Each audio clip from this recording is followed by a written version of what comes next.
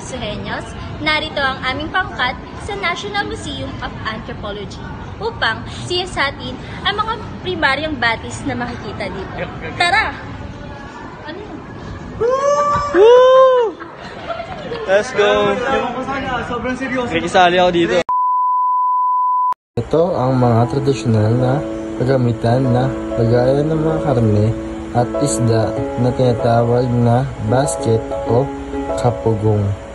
At ito ang mga tradisyonal na kagamitan sa panguhuli ng hipon at pangbitag ng isda. Inilalagay nila sa agos ng tubig para makahuli ng isda. Ganun nila ginagamit ang butuan kung tawagin. At ito naman ang ginagamit nilang tradisyonal na kulungan ng mga ibon. Magandang araw sa lahat. Ako nga pala si Ashley Kate B. Alimbon at ang aking tatalakayan ay tungkol sa kung paano gamitin ng kagamitan sa paggawa ng tela at ito ang bangar footloom na kilala bilang tilar, pang-abilan o pang-ablan ay isang mahalagang bahagi ng kultura sa Bangar, La Union.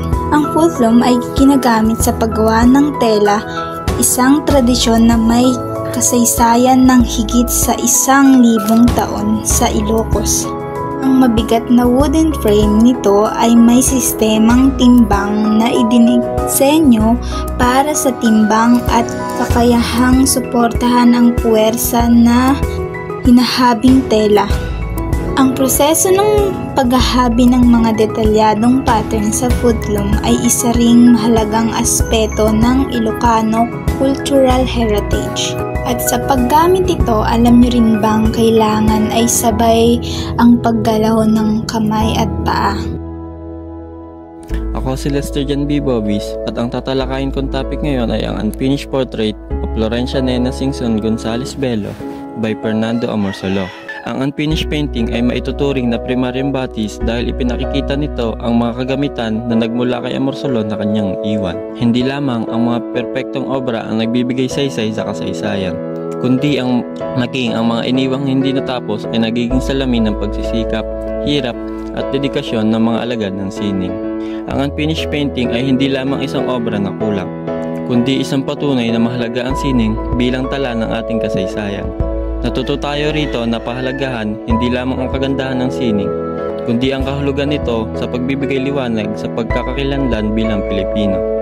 Makikita rin dito ang iba pa niyang mga obra kung paano niya ginawa ito sa kanyang sariling estilo ng pagpinta. Ang mga pangunahing pinagmulan para sa paraphernalia, ito ay binubuo ng mga original na artifacts tulad na aktual na kagamitan na ginagamit ng mga manaliksik, kasama ang mga nauugnay na dokumentasyon ng taalarawan sa ekspedisyon, mga larawan, mga sulat, mga libro at mga oral na kasaysayan na naitala ng kalahok sa ekspedisyon. Maaring kabilang ang iba pa ang pangunahing pagkukunan na siyentipikong data na nakolekta ng panahon ng ekspedisyon at mga visual na materyales tulad na guhit at pelikula mula sa panahon. Ang mga sandata na nakadisplay sa bahay ni General Emilio Aguinaldo, ang unang Pangulo ng Pilipinas, ay nagmula pa noong panahon ng Revolusyon. Makikita rito ang mga lumang baril na may bayoneta, pati espada, sable at itak na ginamit ang ating mga revolusyonaryo. Alam ba ninyo na karamihan sa mga baril ay nasamsam mula sa mga dayuhan, habang ang mga espada, sable at itak ay sariling gawa ng mga Pilipino? Ang mga ito ay hindi lamang lumang kagamitan, kundi mga sagisag ng tapang at sakripisyo ng ating mga bayani para sa kalayaan. Ang tradisyon na kasuotan ng mga Ifugao ay sumasalamin sa kanilang kultura at pang-araw-araw na buhay. At kadalasan itong gawa sa habing tela na may makulay na disenyo at pattern. Sumasalamin ito sa kanilang kasaysayan, paniniwala at ugnayan sa lipunan. Sa pamamagitan ng paggamit ng tradisyonal na kasuotan, tinitiyak na ang mga kaalaman, kasanayan sa paghahabi at ang kahulugan ng bawat pattern ay naipapasa mula sa isang henerasyon patungo sa susunod at magpapatuloy ng kanilang mayamang kultura. Sa isang salita, ang kasuotang Ifugao ay isang nabubuhay na aklat ng kanilang kasaysayan, sining at pagpapahalaga sa buhay ng lipunan. Magandang umaga po sa inyo lahat. Ako nga po pala si Zoran Bergado at ang aking tatalakayin ay ang dress na sinuot ni Magdalena Camayo noong 2012. Ang tawag po pala dito ay Terno ng Inabel. Ang Inabel dress na hinambi gamit ang impalagto technique na may disenyo na sinantawa-tawa ang window light at Leston pattern. Sinuot ni Magdalena Camayo noong siya'y tinawaran bilang isa sa manilikha ng ating bayan sa Malacanang Place noong November 18, 2012. Kasuotan na ito ay hinambi at ginawa bilang Abel Assembly noong 2011 dahil sa kanyang kahusayan sa paghahambi ng tradisyonal na tela ng Ilocos. Hi everyone! Ako nga pala si DJ Bunsalan at ako naman ang magbabahagi ng mga napansin ko dito sa pagbisita namin sa National Museum of Anthropology.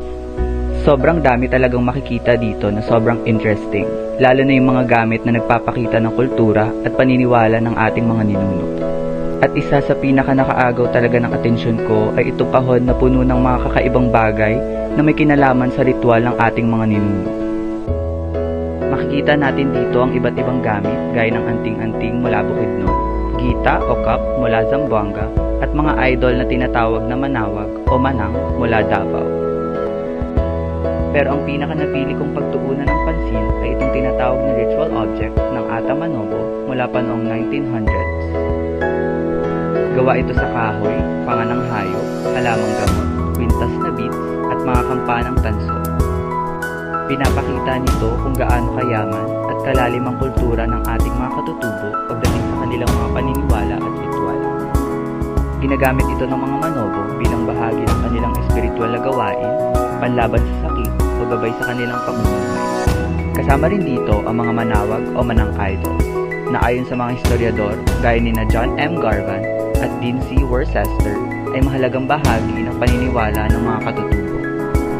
Pinapakita nito kung gaano kayaman at kalalim ang kultura ng ating mga katutubo pagdating sa kanilang mga paniniwala at ritual.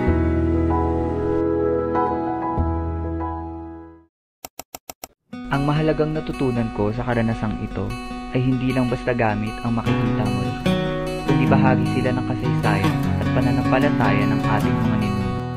Ipinapaalala nito na bago pa man dumating ang mga dayuhan, mayaman na sa kultura at paniniwala ang mga Pilipino. At bilang kabataan ngayon, mahalaga na kilalanin natin ang mga pamana ng ating nakaraan.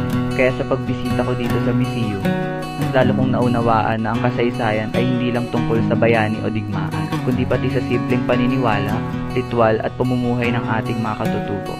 At yun ang nagbibigay kulay at lalim sa ating pagka-Pilipino.